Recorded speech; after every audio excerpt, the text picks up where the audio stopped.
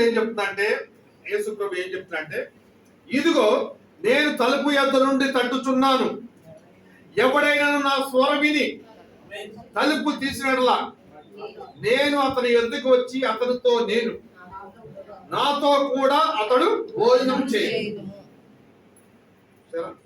నేను జయించి నా తండ్రితో కూడా ఆయన సింహాసనం మందు కూర్చున్న ప్రకారము జయించువాని నాతో కూడా నా సింహాసనం మందు కూర్చుండబెట్టును. మన దేవుని సొంత చేద్దాం. లోకములో యేసు ప్రభు చెప్పిన ఈ మాట ప్రపంచంలో ఎవరు కూడా చెప్పలేదు.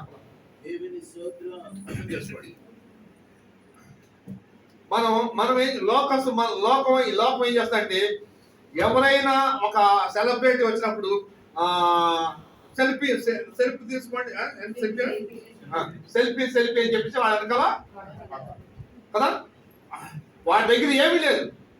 కానీ ఈ మన దేవుడు సర్వశక్తి గల దేవుడు.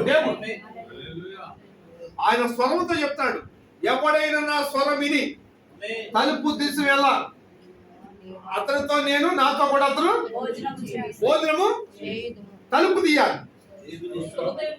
హృదయం అనే తలుపు తీయాలి. తీస్తే